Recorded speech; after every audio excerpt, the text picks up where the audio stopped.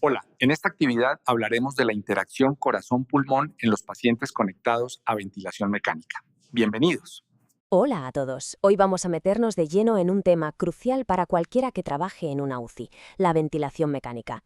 Pero ojo, no solo desde el punto de vista respiratorio, vamos a ver esa danza complejísima entre el corazón y el pulmón, y por qué entenderla es, absolutamente clave para manejar bien a nuestros pacientes más críticos. A ver, pensemos en esto. Cuando conectamos a un paciente a un ventilador, no solo le estamos metiendo aire, estamos cambiando las reglas del juego. Pasamos de una presión negativa, la natural, a una positiva. Y esto, que parece un simple cambio de signo, en realidad lo pone todo patas arriba. Es como cambiar la dirección de un río. Afecta a todo el ecosistema. Vamos a ver cómo esta presión positiva remodela por completo la hemodinámica. Muy bien, ¿cuál es nuestra hoja de ruta? Empezaremos con los cimientos, la fisiología pura y dura. Después veremos el impacto directo en el corazón. Luego nos pondremos prácticos, fluidos, destete y para rematar nos meteremos en dos escenarios muy comunes, el edema de pulmón y el distrés respiratorio. ¡Vamos al lío! Empezamos por el principio de todo, el cambio de paradigma, de la presión negativa a la positiva. A ver, ¿cómo respiramos normalmente? El diafragma baja, crea un vacío, una presión negativa y el aire, ¡zas!, entra. Y no solo el aire, también la sangre vuelve más fácil al corazón. Es como aspirar. ¿Y qué hace el ventilador? Justo lo contrario. No aspira, empuja, mete aire a presión. Y este simple hecho, pasar de chupar a soplar, es el origen de todo el embrollo hemodinámico del que vamos a hablar. Vale, ya tenemos claro que la presión es positiva. Pero, ¿y eso qué le hace al corazón? ¿Cómo le afecta? Pues bien, el impacto se puede resumir en 4 efectos clave que tienen que ver con la precarga y la poscarga. ¿Vamos a desgranarlos? Aquí vemos un esquema que lo ilustra muy bien. A primera vista puede parecer un lío, ¿verdad? Y es que lo es. Durante cada ciclo respiratorio, lo que le pasa al ventrículo derecho es casi lo opuesto a lo que le pasa al izquierdo, y todo cambia entre la inspiración y la expiración. Pero no nos asustemos, que ahora lo vamos a poner en una tabla para que quede súper claro. Vamos a verlo punto por punto. Miremos la insuflación, cuando el ventilador empuja el aire. ¿Qué le pasa al ventrículo derecho? Primero, la precarga. Disminuye, claro. La presión en el tórax aprieta las venas cavas y llega menos sangre. Pero, ¿y la poscarga? Esa aumenta. Le cuesta más bombear la sangre a través de unos pulmones que están inflados a presión. Ahora, el ventrículo izquierdo. Aquí la cosa se invierte. La precarga aumenta un poquito, porque el pulmón exprime la sangre que tiene hacia la izquierda. Y lo más importante, la poscarga disminuye. La misma presión que fastidia al derecho ayuda al izquierdo a expulsar la sangre. Es un juego de equilibrios fascinante. Muy bien, suficiente fisiología por ahora. Esto está muy bien en los libros, pero la pregunta del millón es, ¿y esto en la práctica para qué sirve?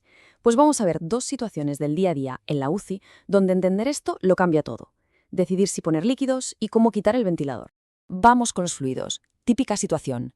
Paciente hipotenso. La tentación es ponerle un suero, ¿verdad? Pero, ¿y si no lo necesita? Encharcar a un paciente es malísimo. Aquí es donde la interacción corazón-pulmón nos echa un cable para tomar la decisión correcta. Y esa pista tiene un nombre, variación de la presión de pulso, la famosa VPP. Es un numerito que nos da el monitor, sacado directamente de la línea arterial, y en esencia nos chiva si el corazón de ese paciente está sediento de volumen o no. Ok, ¿y cómo funciona esto? Es una cadena de eventos. El ventilador insufla, baja el volumen que saca el ventrículo derecho, esa onda de menos sangre viaja por los pulmones y unos latidos después llega el ventrículo izquierdo que también saca menos sangre. Este sube y baja del volumen sistólico con cada respiración, es lo que crea la variación en la presión de pulso. Si esa variación es grande, o sea, una VPP alta, bingo, el paciente probablemente necesita líquidos. Pero, y es un pero muy grande, la VPP no es la panacea. Tiene letra pequeña. Para que nos podamos fiar de ella, el paciente tiene que estar como un tronco, totalmente sedado, en ventilación controlada, sin arritmias y sin un fallo derecho importante. En cuanto el paciente empieza a respirar por su cuenta o el ritmo no es regular, la VPP deja de ser fiable. Ojo con esto, que es un error muy común. Cambiamos de tercio, pasamos de los fluidos a otro momento de máxima tensión en la UCI, el destete, el momento de quitar el tubo. Podríamos pensar que simplemente apagar la máquina, pero no.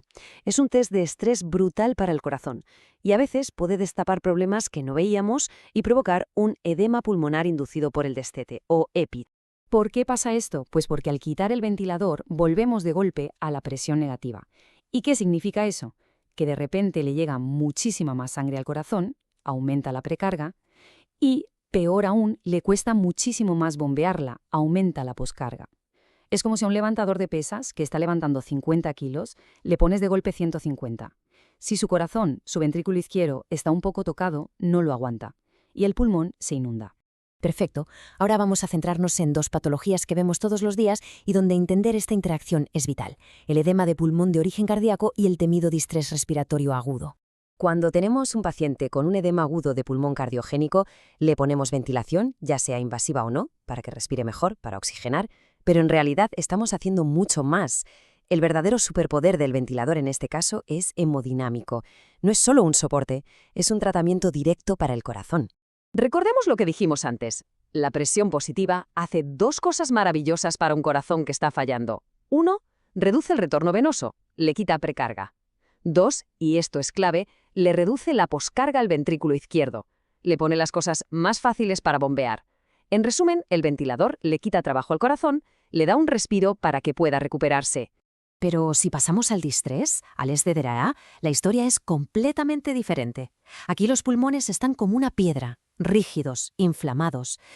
Y nuestro foco de atención cambia radicalmente. Ya no nos preocupa tanto ayudar al ventrículo izquierdo, sino proteger al ventrículo derecho, porque aquí el ventilador puede convertirse en su peor enemigo. Y el protagonista en esta historia es la PIP. La PIP es un arma de doble filo.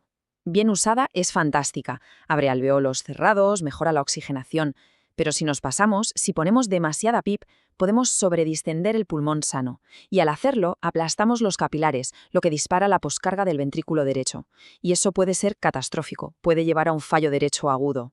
Bueno, hemos visto un montón de cosas: fisiología, aplicaciones clínicas. Vamos a sintetizarlo todo. ¿Con qué nos tenemos que quedar para el día a día?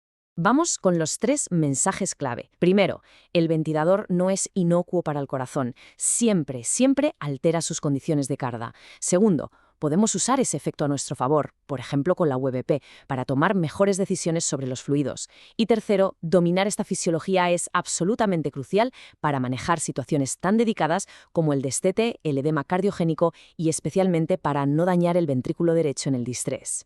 Así que, en definitiva, la ventilación mecánica es mucho más que una terapia respiratoria. Es, en toda regla, una terapia cardiovascular. La próxima vez que estemos frente al monitor ajustando una PIP o un volumen tidal, hay que pararse a pensar: ¿y esto cómo le está sentando al corazón? Porque en esa pregunta y en su respuesta está muchas veces la clave del éxito. Suscríbete y dale like.